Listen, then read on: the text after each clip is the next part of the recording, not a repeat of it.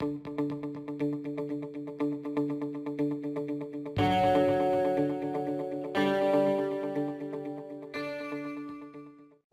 put together the TNT 300 Tornado with both the entry-level market and the frugal commuter segment in mind. This sporty little ride brings an unintimidating powerplant to the table tucked away in a naked sport bike assembly that fits in with current styling standards and carries more than a little Italian DNA. Sophisticated enough to pass muster with the emissions folks, this ride nevertheless presents a relatively simple alternative to some of the available options on the market today. Competition is stiff in the bottom-tier street bikes from some very well-established names, and while Benelli enjoys some 100-year-plus roots itself, the name now belongs to the Jianjiang Group, QJ, based in China. Today I'm going to take a look and see how well the transition is working out for this storied Italian company.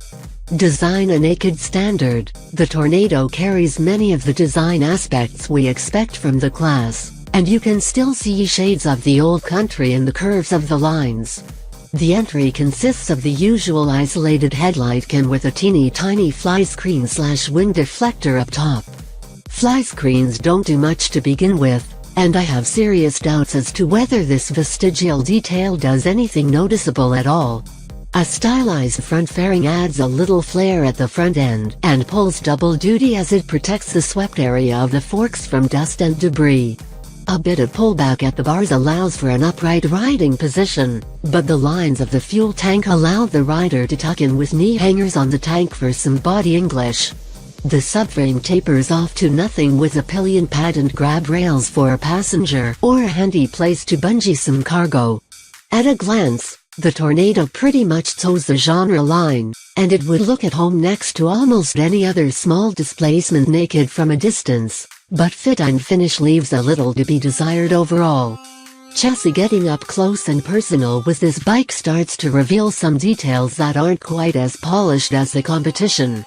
A trestle-type frame made of welded sections of steel tubing certainly looks strong enough, but the beads stand a little too proud for my taste. Engineered spars made of tubing is one thing, but the asymmetrical swing arm made from the same material is a little off-putting to say the least. A set of 41mm used forks buoy the front, but the ride they provide is a little on the soft side, and unfortunately, they come sans adjustment. I can't ding Benelli for that. Bikes in this range usually don't. The rear shock comes mounted off-center and laid over in line with the frame for a very clean look, and at least it comes with adjustable spring preload.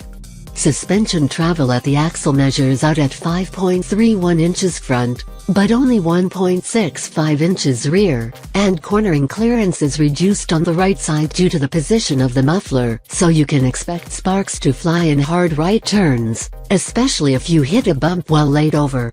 The 17-inch cast aluminum rims mount an agile 110/70ths up front and a 140/70ths in back, and the front wheel gets a pair of 260mm discs with 4 pot calipers to bind them with a single pot caliper to grab the rear disc.